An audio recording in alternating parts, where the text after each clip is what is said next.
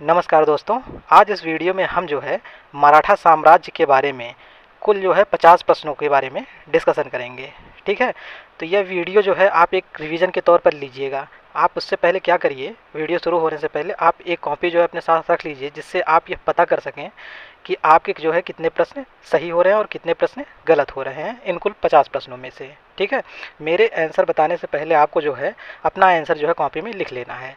उसके बाद अगर सही होगा तो सही टिक करिएगा, अगर गलत होगा तो गलत टिक कर लीजिएगा। यह ईमानदारी से करिएगा, कोई यहाँ कंपटीशन नहीं चल रहा है। बस आप अपने आप को जो है देखिएगा कि आपने इस टॉपिक को कितने बेहतर तरीके से पढ़ा है और कितने बेहतर तरीके से आपके दिमाग में है ये।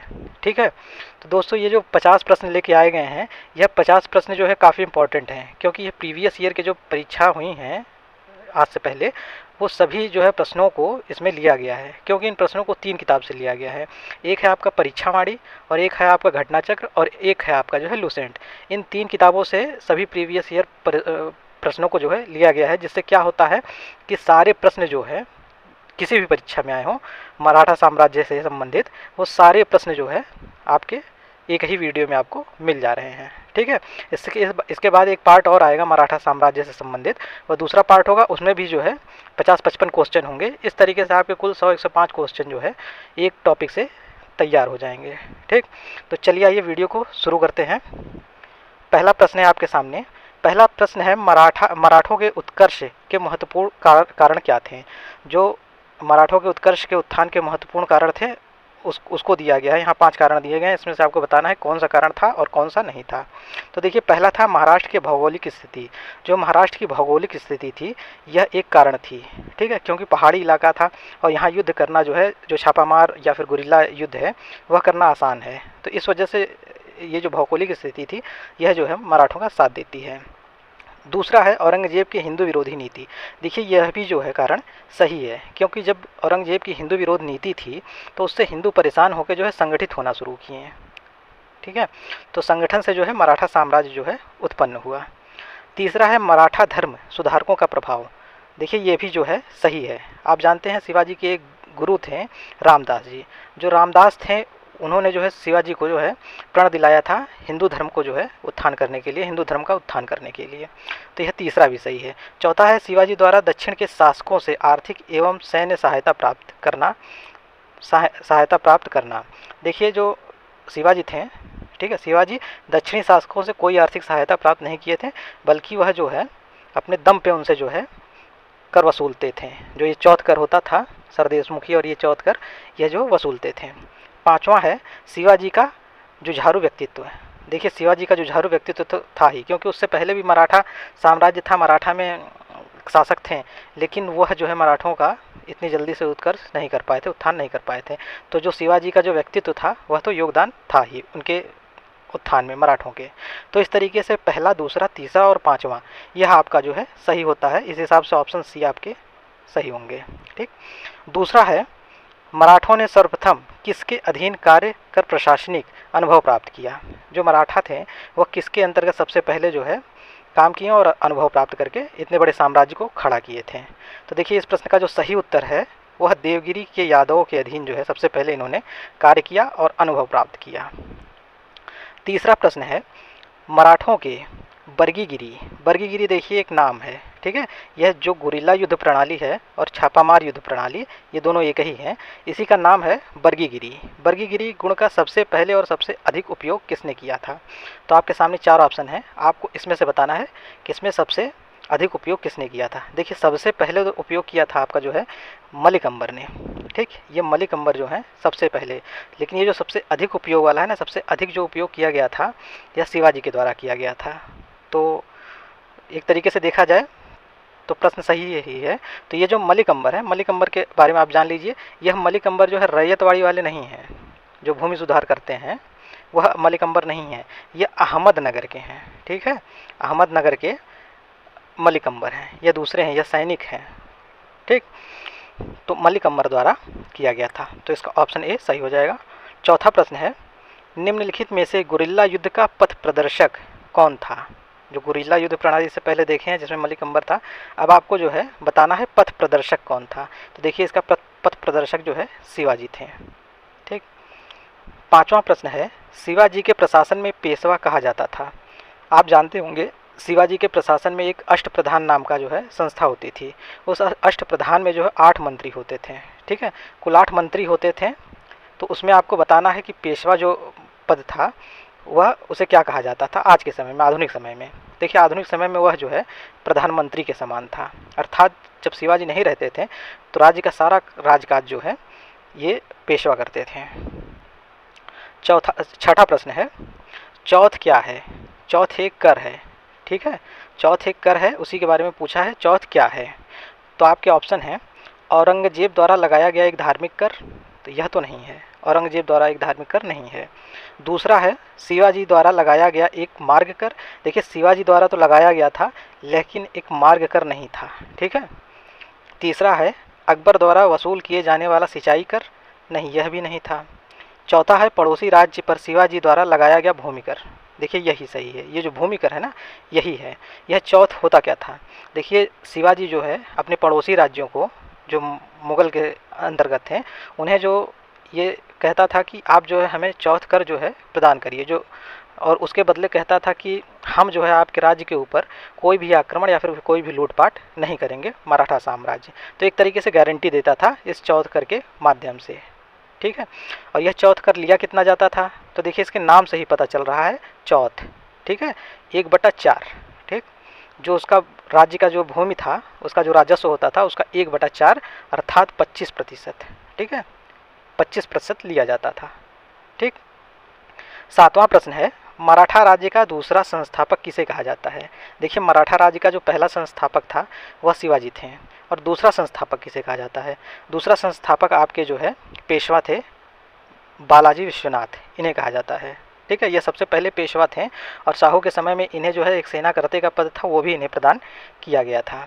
ठीक है, तो सबसे पहले आते हैं बालाजी विश्वनाथ, फिर उसके बाद आते हैं बाजीराव प्रथम, फिर उसके बाद आते हैं पेशवा के क्रम में, उसके बाद आते हैं बालाजी बाजीराव। देखिए इसे याद करने की सबसे अच्छी ट्रिक है, ये बालाजी बाजीराव को याद कर लीजिए। ठीक है, सबसे पहले बालाजी, ठीक, तो सबसे पहले बालाजी विश्वनाथ आएंगे, फिर उसके बाद है बाजीराव, तो उसके बाद बाजीराव प्रथम आएंगे, और तीसरे में ये बालाजी बाजीराव खुद ही आ जाएंगे। ठीक, 8वां प्रश्न है निम्नलिखित यूरोपीय शक्ति में किसने शिवाजी को तोपें प्रदान की थी? देखिए ये जितने हैं ऑप्शन में 4 हैं, ये चारों ने जो है शिवाजी को तोपें प्रदान की थी, लेकिन सबसे अधिक जो तोपें प्रदान की थी वह अंग्रेज़ थे। इस प्रश्न का उत्तर भी सही होगा, अंग्रेज, ऑप्शन सी। अंग्रेज यह जो तोपें थीं वह मराठों को देते क्यों थे? उस समय मुग़ल साम्राज्य था। ठीक, तो मुग़ल साम्राज्य से लड़ने के लिए मुग़लों की मराठों की सहायता करने के लिए अंग्रेज़ जो है देते थे मराठों को तोप कि ताकि आप जो है लड़ो मुग़लों से।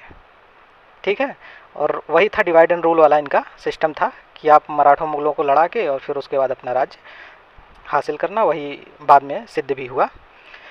9वां प्रश्न है शिवाजी ने मुग़लों को किस संधि के द्वारा किलों को हस्तांतरित किया? देखिए मुग़लों में और शिवाजी में एक संधि हुई थी, उसी संधि के माध्यम से जो है शिवाजी ने जो जीते हुए किले थे वह मुग़लों को दे दिए थे।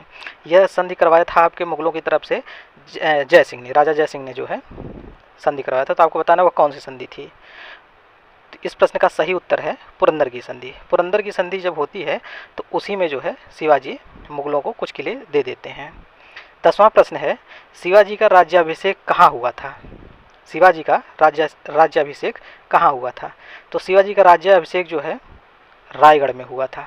ठीक है, शिवाजी का 2 राज्याभिषेक हुआ था, आगे हम आपको बताते हैं। 11वां प्रश्न है किसके शासनकाल में मराठा प्रमुख संभाजी की हत्या कर दी गई? ठीक है, संभाजी की हत्या किसके शासनकाल में की गई है? आपके 4 ऑप्शन हैं, आपको बताना है। तो इस प्रश्न का जो सही उत्तर है वह है औरंगजेब। औरंगजेब के समय में जो है संभाजी की हत्या कर दी गई थी।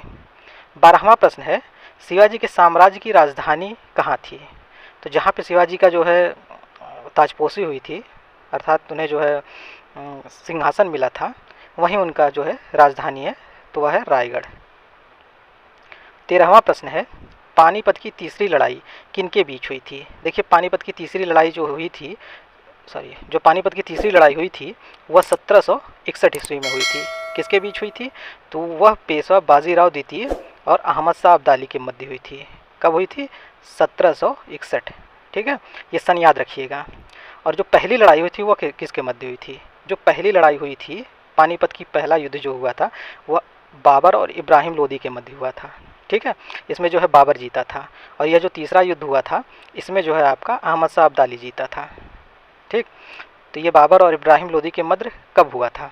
यह हुआ था 1526 ईस्वी को।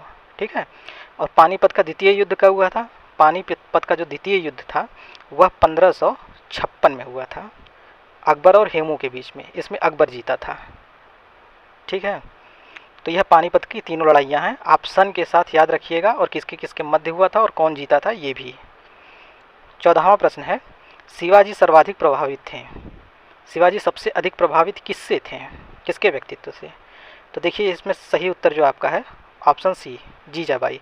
जीजाबाई से वो सर्वाधिक प्रभावित थे।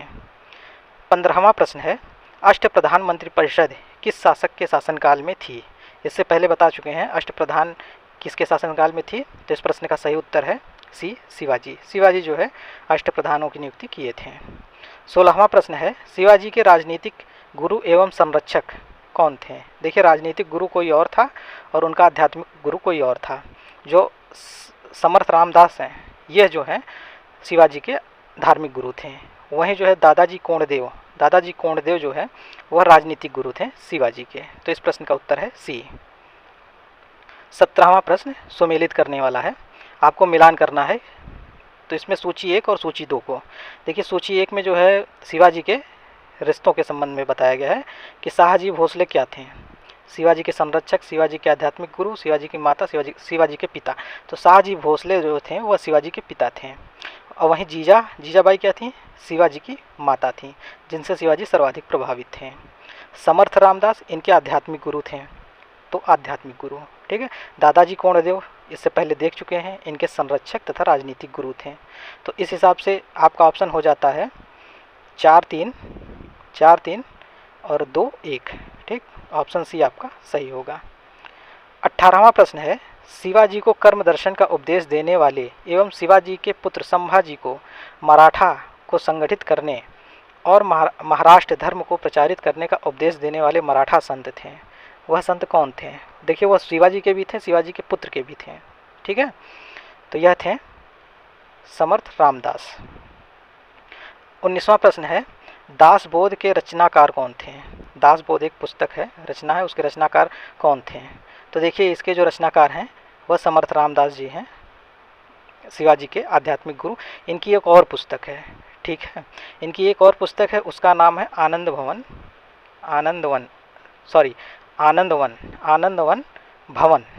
भुवन। यह उनकी जो है पुस्तक है।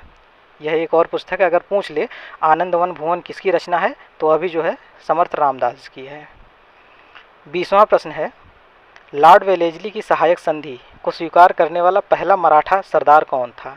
किस मराठा सरदार ने सबसे पहले जो है स्वीकार किया था? तो देखिए इस प्रश्न का सही उत्तर है पेशवा बाजीराव द्वितीय। यह जो है सबसे पहले वेलेस्ली की सहायक संधि को स्वीकार करते हैं। 21वां प्रश्न है, सरजामी प्रथा जो है किससे संबंधित है? आपके ऑप्शन हैं मराठा भू राजस्व व्यवस्था से, तालुकादारी प्रथा से, कुतुबशाही प्रशासन से, इनमें से कोई नहीं। तो देखिए जो मराठा की भू राजस्व व्यवस्था थी उससे संबंधित है आपकी सरजामी प्रथा। 22वां है, वह कौन सेना नायक था जिसे बीजापुर के सुल्तान ने 1659 में शिवाजी को जिंदा या मुर्दा पकड़कर लाने के लिए भेजा था? आपके सामने 4 ऑप्शन हैं। तो इस प्रश्न का देखिए सही उत्तर है अफजल खां। जो बीजापुर के सुल्तान थे वह अफजल खां को जो है भेजते हैं शिवाजी को पकड़ने के लिए, लेकिन शिवाजी जो है जानते हैं कि अफजल खां जो है बहुत धोखेबाज टाइप का इंसान है। ठीक है, तो इस वजह से वह प्रतापगढ़ के जंगलों में उन्हें बुलाता है मिलने के लिए, तो अपनी व्यवस्था के साथ जाते हैं, पूरी सेना के साथ जाते हैं और अफजल खां को पता नहीं रहता है। और जैसे ही गले मिलने का बहाना करता है अफजल खां, वैसे ही उन्हें छुरा मारने का उनके पेट में प्रयास करता है, लेकिन वो कवच पहने रहते हैं जिससे शिवाजी बच जाते हैं और उसके बाद निकालते हैं अपना औजार, उनके गले पे दे देते हैं। अफजल का ख़त्म। मारने गया था शिवाजी को, मर के आ गया खुद। ठीक है, और जो जंगल में सेना छिपी रहती है वह इसके सैनिकों पे आक्रमण कर देती है। 23वां प्रश्न है, शिवाजी मुगलों की कैद से भागने के समय कौन से नगर में कैद थे? ठीक है, मुग़ल उन्हें जब पुरंदर की संधि होती है तो शिवाजी जाते हैं मुग़लों के दरबार में, उन्हें 5000 का मनसब प्रदान किया जाता है जिससे शिवाजी को बहुत मतलब आहत होते हैं, बहुत बुरा लगता है। तो जो है उन्हें कैद कर लिया जाता है। कैद किसी जेल में नहीं किया जाता है, एक महल में किया जाता है। उस महल का नाम होता है जयपुर महल। ठीक है, नाम से लगेगा कि यह जयपुर में है, लेकिन ये महल का नाम है जयपुर महल। ठीक है, ये है आपका जो है आगरा में। ठीक है, तो जो है ये आगरा में है, इसी में इन्हें नज़रबंद कर लिया जाता है। तो भागने के समय कौन से नगर में थे? वह थे आगरा में। 24वां प्रश्न है, ग्वालियर राज्य की स्थापना किसने की थी? ठीक है, ग्वालियर राज्य की स्थापना किसने की थी? तो ग्वालियर राज्य की स्थापना जो है माधवराव सिंधिया ने की थी, बाजीराव सिंधिया ने की थी, महाजी सिंधिया ने की थी, या जीवाजीराव सिंधिया ने की थी? तो इस प्रश्न का जो सही उत्तर है वह है ऑप्शन डी, जीवाजीराव सिंधिया ने की थी। 25वां प्रश्न है, एक इतिहासकार ने पानीपत की तीसरी लड़ाई को स्वयं देखा था, वह कौन था? जो पानीपत की तीसरी लड़ाई हुई थी आपकी जो है 1761 में, उसे अपनी आंखों से स्वयं देखा था, वह कौन था? तो इस प्रश्न का जो सही उत्तर है वह है काशीराज पंडित। ये काशीराज पंडित जो हैं ये अपनी आंखों से स्वयं देखते हैं उस लड़ाई को। 26वां प्रश्न है, शिवाजी द्वारा दुर्गों पर किए गए अधिकार का सही क्रम क्या है? अब जो शिवाजी के दुर्ग की विजय किए थे शिवाजी, उसका आपको सही क्रम बताना है, किस क्रम से जो है इन्होंने विजित किया था। तो देखिए, सबसे पहले सिंहगढ़ कोडाना किले को उन्होंने विजित किया, उसके बाद तोरण को किया, फिर उसके बाद पुरंदर को किया, फिर रायगढ़ को जो है कब्जा किया था। ठीक है, तो यह आपका ऑप्शन ए सही है। तो दोस्तों थोड़ा सा ब्रेक लेके हम आपको एक बात बता दें, अगर वीडियो अभी तक आपने जो है लाइक नहीं की है तो मेरा आपसे हाथ जोड़कर निवेदन है कि कृपया वीडियो को लाइक कर दें, और अभी तक अगर आपने इस चैनल को सब्सक्राइब नहीं किया है तो कृपया कर लें, क्योंकि इसी तरीके की वीडियो हम आपके लिए लेके आते रहते हैं। ठीक है, तो चलिए दोबारा वीडियो को शुरू करते हैं। 27वां प्रश्न है, सूचियों को इसमें सम्मिलित करना है। सूची 1 को सूची 2 से मिलाना है। अब एक तरफ घटना दिया है और दूसरी तरफ वर्ष दिया है कि कौन सी घटना किस वर्ष में हुई थी। ठीक है, तो देखिए, पहला है बीजापुर के सरदार अफजल खां की हत्या। तो अफजल खां की हत्या कब की जाती है शिवाजी द्वारा? 1659 में। ठीक है, 1659 में जब धोखेबाजी से मारने आता है तभी मार देते हैं जंगल में प्रतापगढ़ के।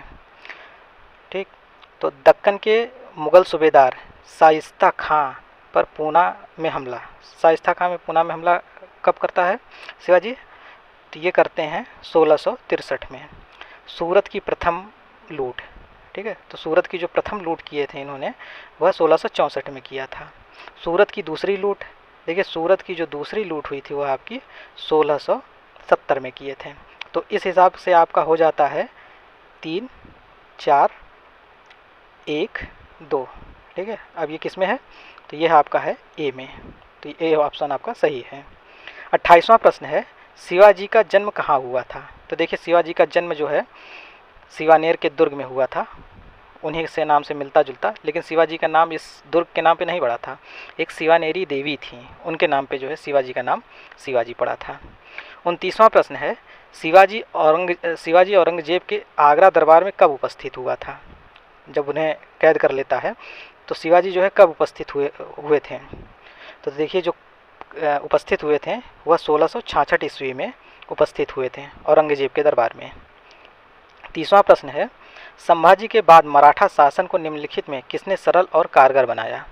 संभाजी के बाद जो है किसने मराठा साम्राज्य को सरल और कारगर बनाया? तो देखिए, बालाजी विश्वनाथ, जो उसके मराठा साम्राज्य के द्वितीय संस्थापक माने जाते हैं, उन्होंने ही।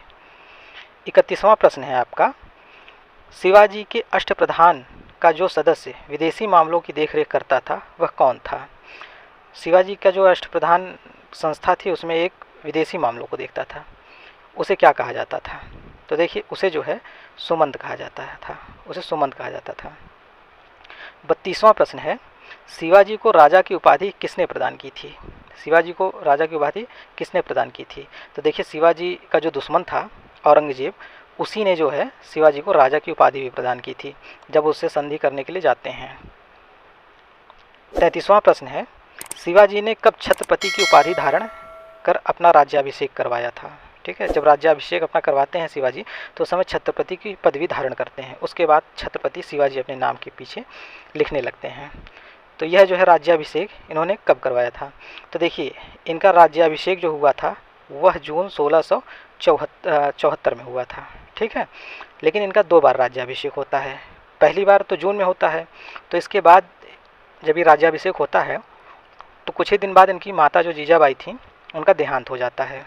फिर उसके बाद दोबारा इनका जो होता है वह सितंबर माह में, ठीक है, सितंबर माह में इनका दोबारा जो है राज्याभिषेक होता है। और इस समय जो है पहली बार तो आपका कराते हैं आपके विश्वेश्वर भट्ट, जिन्हें गंगा भट्ट भी कहा जाता है। पहली बार तो उन्होंने कराया था, लेकिन दूसरी बार जो है तांत्रिक तरीके से कराया जाता है। ठीक, तांत्रिक तरीके से कराया जाता है। और यह कराता कौन है? यह कराता है आपके निश्चलपुर, ठीक है, निश्चलपुरी गोसाई नाम था। उन्होंने जो है निश्चलपुर गोसाई, उन्होंने जो है यह कराया। ठीक है, और जो पहली बार कराया था वह काशी के जो है गंगा भट्ट थे या विश्वेश्वर भट्ट थे, उन्होंने करवाया था। 34वां है, काशी के किस प्रसिद्ध विद्वान ने शिवाजी का राज्याभिषेक करवाया? ठीक, ये जो पहली बार जो राज्याभिषेक हुआ था, तो यह जो विद्वान थे यह काशी के थे। आपसे पूछा जा सकता है, तो ये जो थे वह थे श्री विश्वेश्वर जी या गंगा भट्ट। ठीक है, या गंगा भट्ट कहिए या फिर जो है विश्वेश्वर जी कहिए, तो यह काशी के थे। तो यह प्रश्न आपसे पूछा जा सकता है कि विश्वेश्वर भट्ट जिन्होंने जो है शिवाजी का राज्याभिषेक करवाया था वह कहाँ से संबंधित थे? तो काशी आपको याद रखना है। 35वां प्रश्न है, अपने राज्याभिषेक के उपलक्ष्य में शिवाजी ने क्या नहीं किया? यहाँ 4 कार्य हैं, आपको बताना है इसमें से कौन सा एक कार्य है जिन्होंने शिवाजी राज्याभिषेक के समय नहीं किया था। तो पहला है अपनी एक मुहर बनवाई थी, अपनी मुहर तो बनवाई ही थी। एक नया संवत चलाया था, हाँ एक नया संवत उन्होंने चलवाया था। क्षत्रिय कुलवत्सम, क्षत्रिय परिवारों का आभूषण एवं हिंदू धर्म का उद्धारक की उपाधि धारण की थी, यह भी सही है। सभी प्रकार के कर हटा लिए थे, यही नहीं किया था। ठीक है, तो इस प्रश्न का सही ऑप्शन है डी। 36वां प्रश्न है, शिवाजी का अंतिम सैन्य अभियान था, शिवाजी का जो अंतिम सैन्य अभियान था वह कौन सा था? तो देखिए यह जो कर्नाटक अभियान है यही इनका अंतिम सैन्य अभियान था।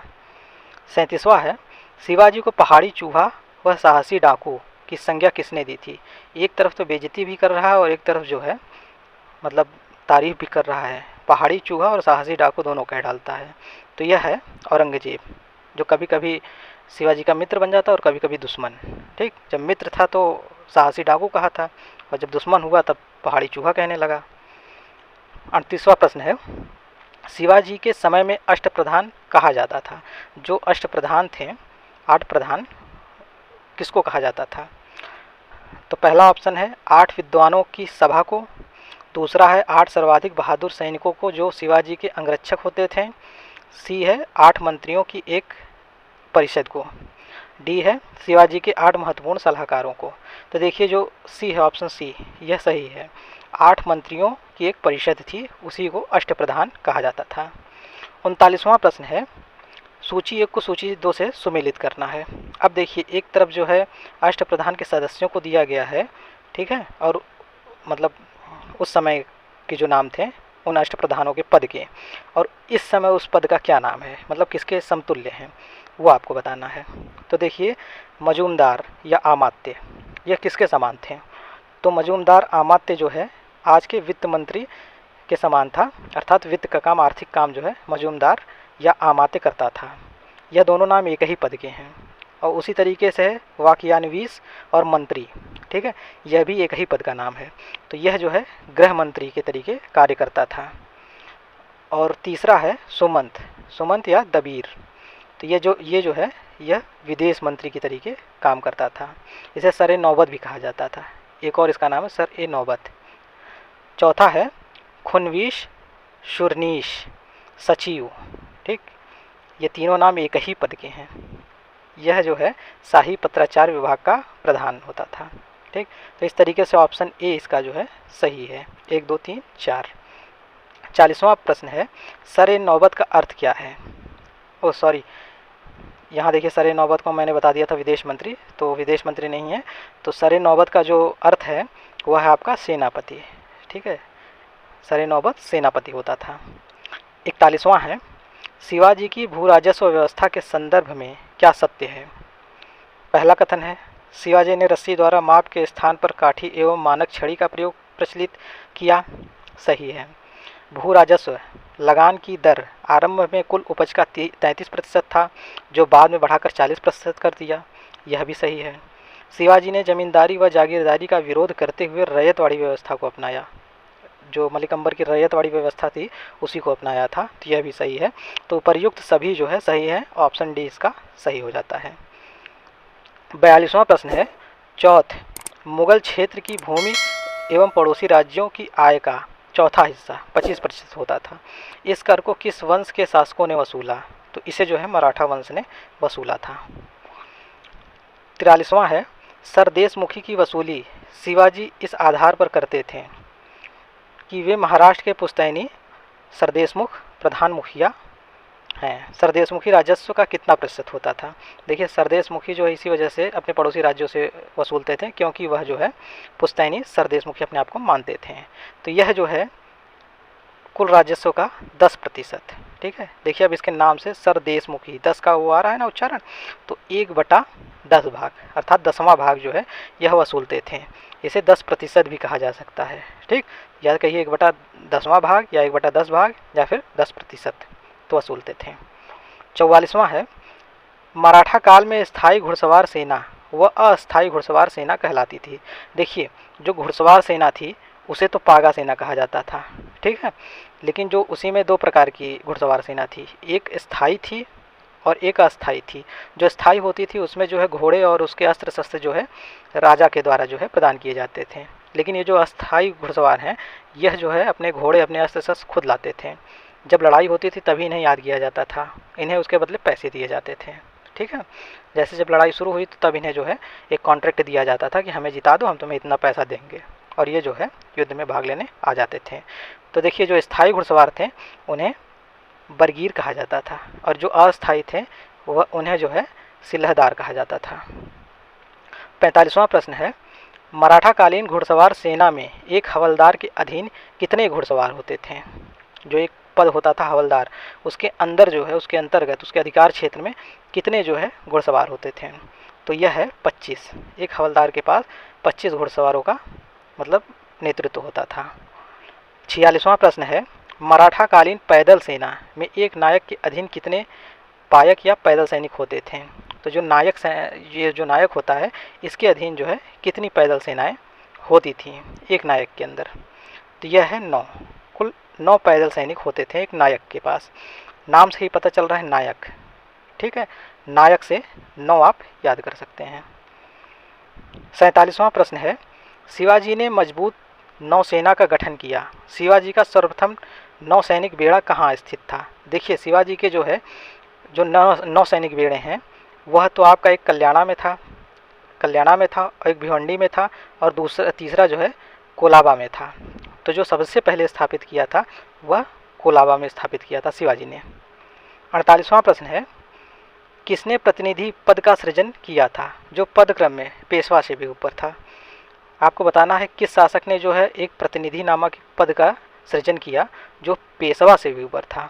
ठीक है, पेशवा तो सबसे ऊपर था, लेकिन यह जो प्रतिनिधि पद था यह सबसे ऊपर था, पेशवा से भी ऊपर।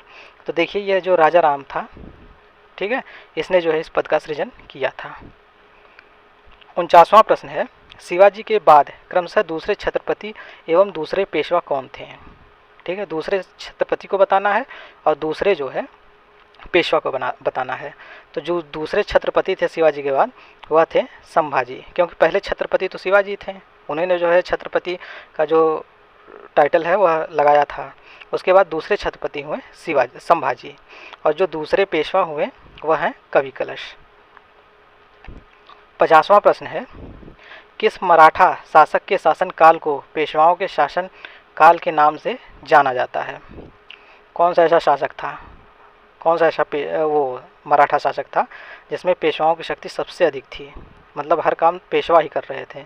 तो देखिए, इस प्रश्न का सही उत्तर है शाहू। शाहू के समय में ही जो है मतलब पेशवा मतलब राज्य के कर्ता धर्ता बन जाते हैं। ठीक है, तो दोस्तों ये थी आज की वीडियो कैसी लगी कमेंट के माध्यम से ज़रूर बताइएगा। अगर वीडियो अच्छी लगी हो तो वीडियो को लाइक कर दीजिए और अपने दोस्तों को शेयर कर दीजिए। और अगर अभी तक आपने हमारा चैनल नहीं सब्सक्राइब किया है तो कृपया करके चैनल को सब्सक्राइब कर लें, क्योंकि इसी तरीके की वीडियो हम आपके लिए ले आते रहते हैं। ठीक। ठीक है, तो फिर मिलते हैं मराठा साम्राज्य के दूसरे पार्ट में। धन्यवाद।